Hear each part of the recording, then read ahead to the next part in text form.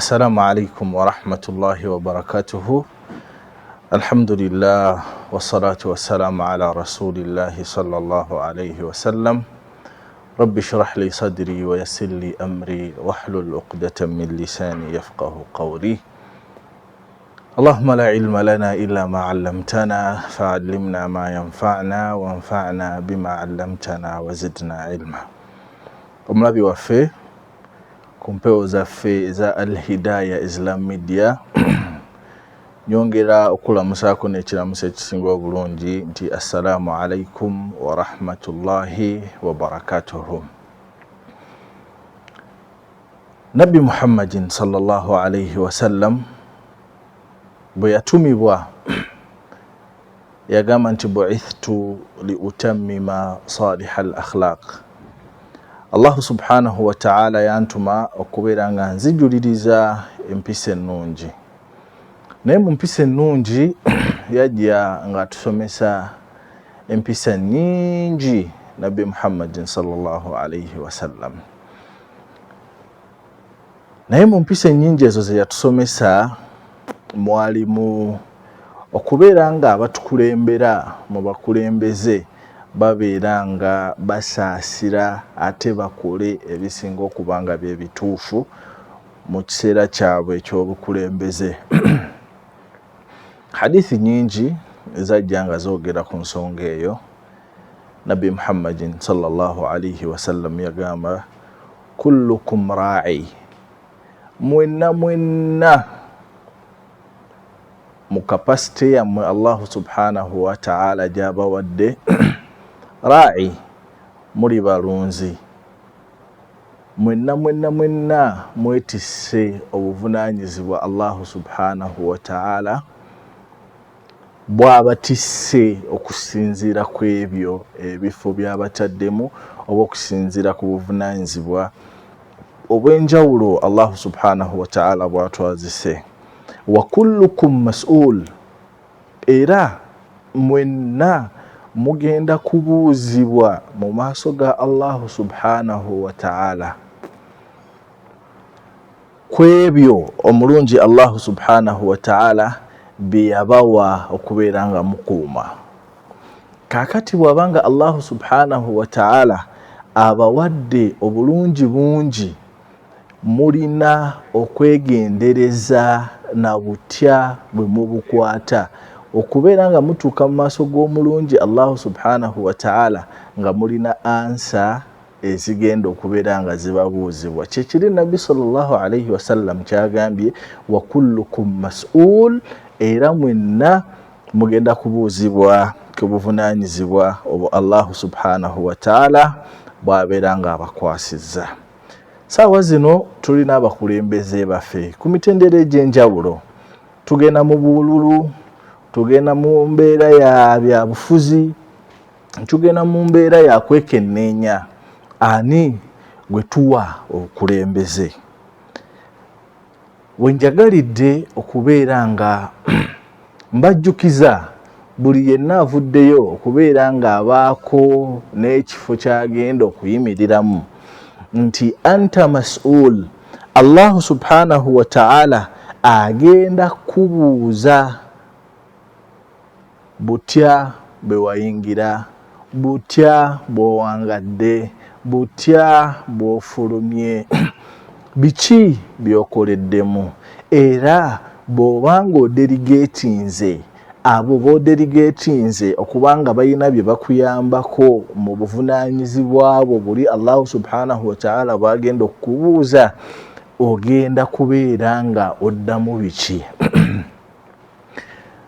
Umar yali musika wa Nabbi Muhammadin sallallahu alayhi wa alihi wa sahbihi wa sallam owokubiri, era nga ayitibwa Amirul Mu'minin, omukulembeze w'abakkiriza. Ku mulembe gwa Umar, Islamic Empire yagaziwa nnyo n'etambula Misiri wa yonna. Naye buli we baabeera nga bakonkalenga oba buli we baabeera nga bafuga, Umar radiyallahu anhu yanoonyezangayo suitable leader omukulembeze asinga okubeera nga yasaanidde okubeera mu kifo ekyo. Bwe yatunula ani gwagenda okukwasa ebbendobendo lya Misiri, yawaawo Amru ibn al-Asi. Ono yali amumanyi, baakula bonna, bawangaala bonna.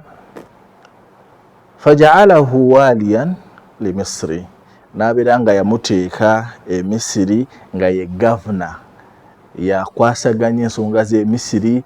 Abasiraamu basadde, abasiraamu balidde, abatali basiraamu bali mu mirembe, n'embeera ezibifaanana bwe zityo. Ekyo kitegeeza ki? Nti gwe bw'obanga ozze mu bukulembeze obeera n'eddimu eddene ery'okkolera abantu bonna, regardless of where they subscribe and where they are affiliated to. Kakati Umar ibn al-Khattabi n'akwata Amru ibn al-Asi n'amuteeka e Misiri ng'omukulembeze waayo agenda okumuyambako okwasaganya ekitundu ekyo. Amru bwe yawangaala mu Misiri yazimba omuzikiti.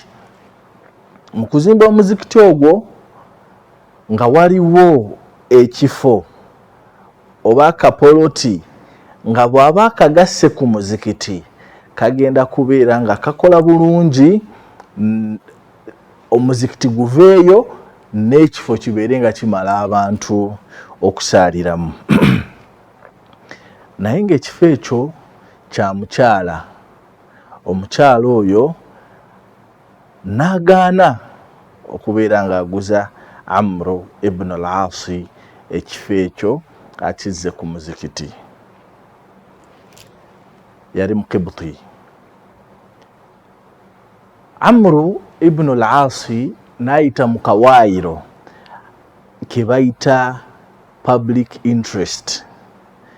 This is for public interest, public good. Nti kino kyengenda okukola si kyange nange, wabula kigenda kuyamba abantu bonna. Nti gwe okusula awo nga tulina okuyisaawo oluguudo olugenda okutwala abalwadde, olugenda okutwala abayala, olugenda oleeta emmere, vaawo dda mu kifo ekirala kye tunaaba tukufunidde. Era ne ssente ze zino ze tugenda okukuwa. Omukyala teyali mumativu na nsalawo ya Amru ibn al-Asi, era Amru ibn al-Asi n'agenda mu maaso. Olw'okuba nti yalina obukulembeze n'obuyinza obukola ekyo, omukyala yamuggyawo n'abeera nga yazimba omuzikiti ogwo. Ne gulabika bulungi nnyo. Amru ibn al-Asi ng'atebenkedde, omukyala ne kikwata ku bakabona abaaliwo, ne kikwata ku basosodooti abaaliwo, ne kikwata ku basiraamu abaaliwo.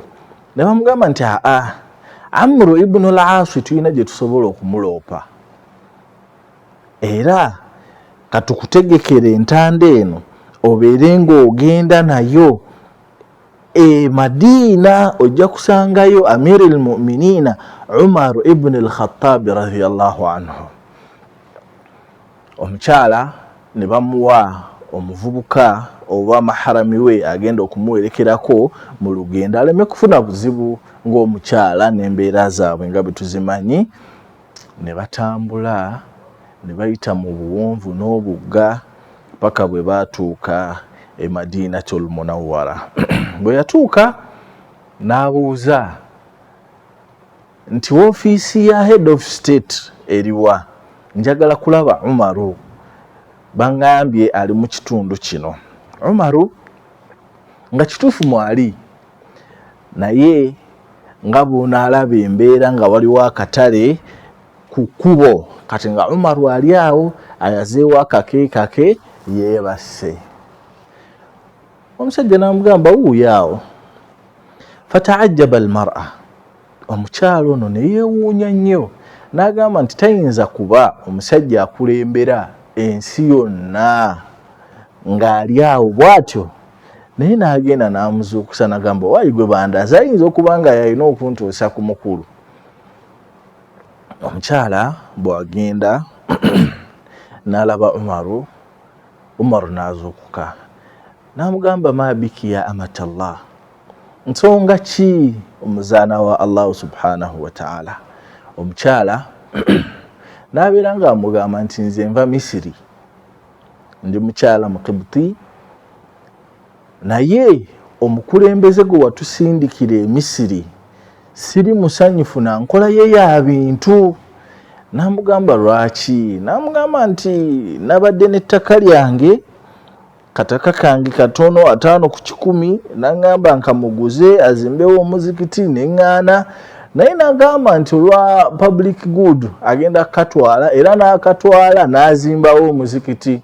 Kati nzize okubeera nga muloopa gy'oli, siri musanyufu na nkola ye ey'emirimu, oba siri musanyufu na nkwata gye yakuttemu nsonga zange.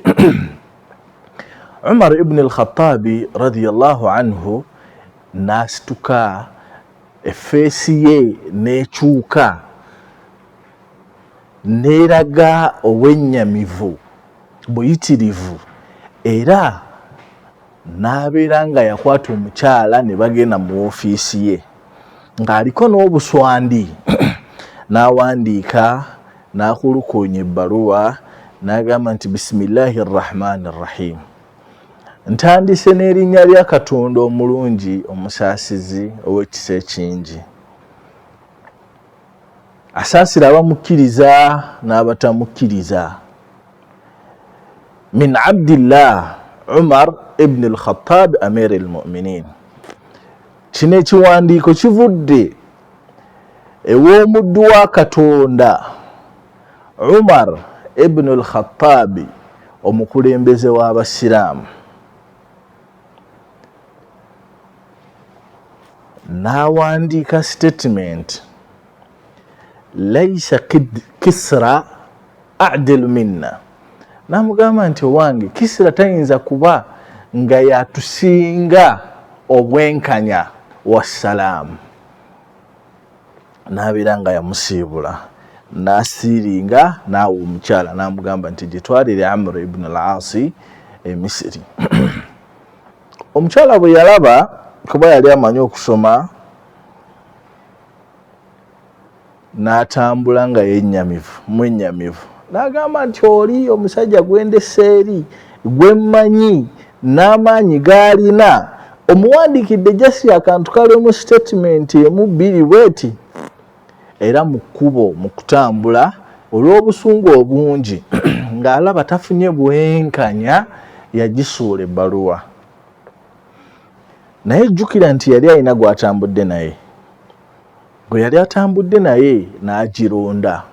Banaye tuli ku bwenkanya obulina okulabikira mu ffe abafugwa, obwenkanya obulina okulabikira mu mmwe abakulembeze baffe, obwenkanya obulina okulabikira mu nsi yonna. Olwo ffenna tubeere mu mbeera ey'okwesiima. Omuvubuka bw'amala okulonda ebbaluwa eyo ne batambula ne badda e Misiri, omukyala bamugamba waayi biki by'osanze wa Umar ibn al-Khattabi? N'abagamba nti obusungu bwannumye nnyo, bwe natuuse mu maaso ge ne munnyonnyola ensonga yange, n'awandiika paragraafu emu bweti, era nze ne mbisuula mu kkubo. Ne bamugamba nti wakoze bubi, ebyo byennyini bye twabadde twetaaga.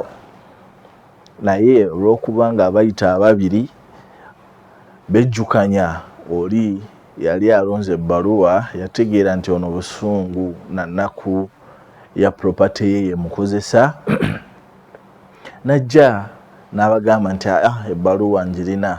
Bwe bagitunulamu bwe bati nga ddala kituufu evudde wa Umar ibn al-Khattabi, kaakati ne bagamba nti tukoze tutya, tugimutwalire kati?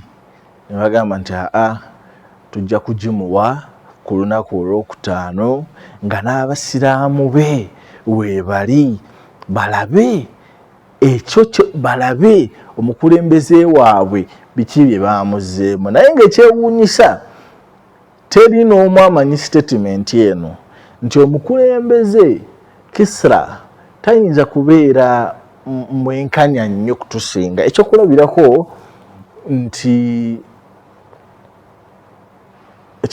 kye nnyinza okugaba, bw'obanga oli mukulembeze wa ddiini n'ogamba nti owa munnabyabufuzi olw'okuba nti akoze ekisinga okuba nga kye kirungi tayinza kuba mwesigwa nnyo kusinga munnaddiini. Kaakati olunaku olwokutaano ne lutuuka ne bawa Amr ibn al-Asi ebbaluwa evudde wa Amir al-Mu'minin Umar ibn al-Khattabi radiyallahu anhu. Bwe yagitunuulira n'akakasa nti evudde wa Umar, n'asoma ebigambo ebirimu, ng'ebigambo bigamba waayi Kisra tayinza kuba mwenkanya kusinga ffe. N'abeera nga yawulira ennaku ku mutima, n'abeera nga yasaba omukyala, n'amugamba nti mukama wange bw'onzikiriza nkusaba tusooke tumale okusaala ejjuma eno, omuzikiti guno ngumenyewo, nkuzimbire ennyumba yo nga bwe yaliwo n'okusinga, naye bw'ogaana ennyumba eno tugenda kugiggyawo nga n'esswala tennaba. Omukyala n'akkiriza n'amugamba amusooke mumala okusaala. Bwe bamala okusaala, Amr ibn al-Asi ng'omulaba mwennyamivu nnyo ku mutima, he thought that is exercising his rights as a leader. Yalowooza nti byakola bigenda kuyamba society ng'omukulembeze, wabula ng'alina rights z'omuntu za infringinzeeko.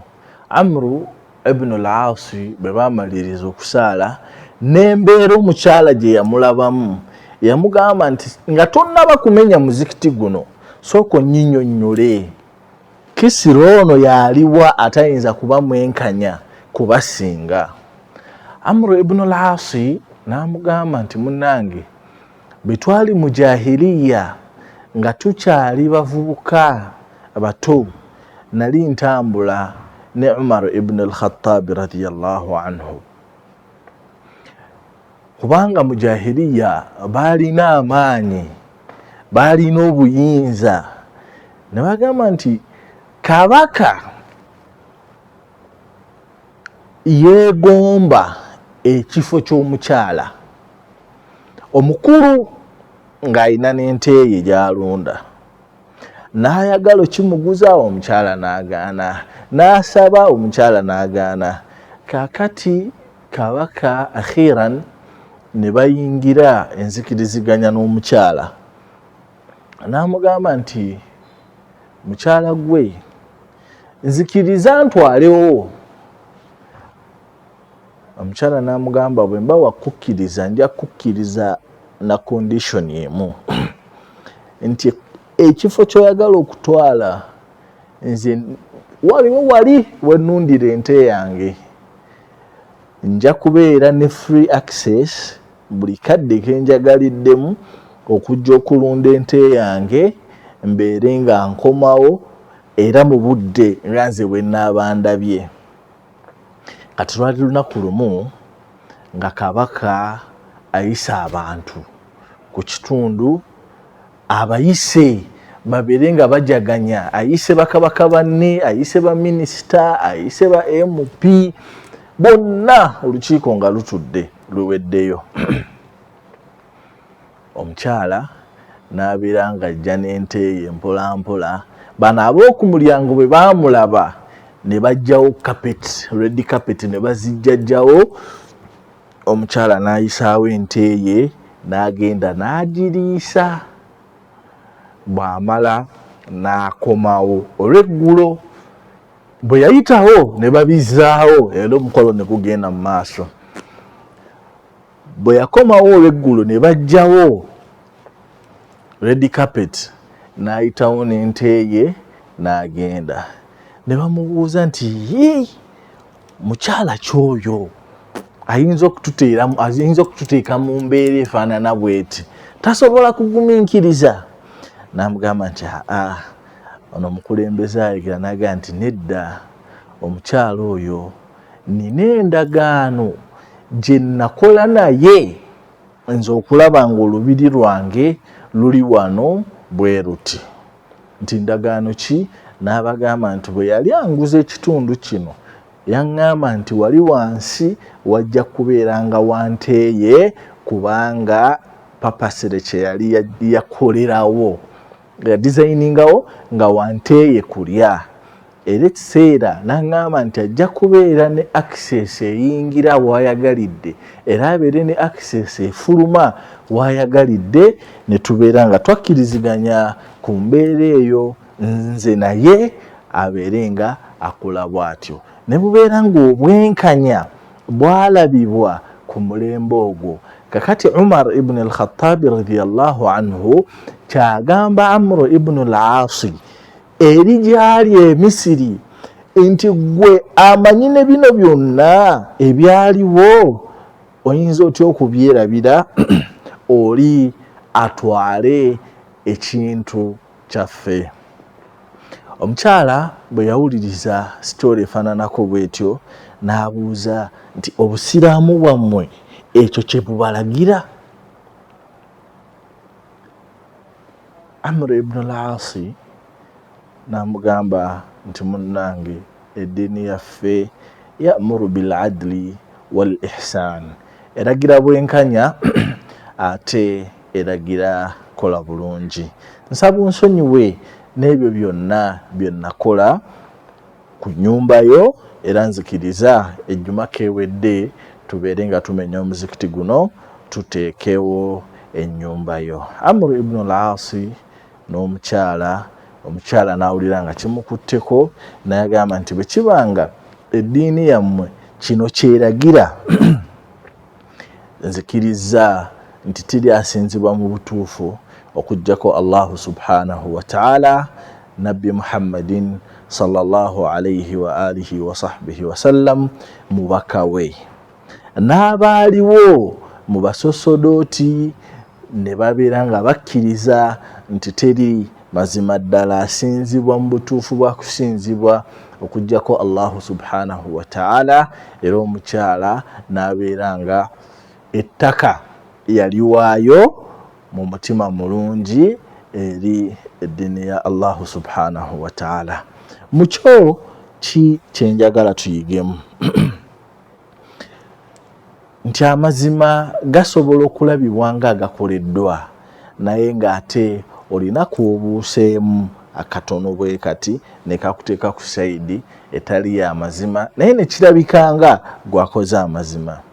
Bw'oggirwanga obwerufu obusinga ku buno bwe wakoleddeko, beera nga okyusa, kubanga ekyo eddiini yaffe ey'Obusiraamu kyetulagira okubeera nga tuli beesigwa, okubeera nga tuli b'amazima, abakulembeze ne be bakulembera okubeera nga tweyagalira mu nsi yaffe ffenna wamu.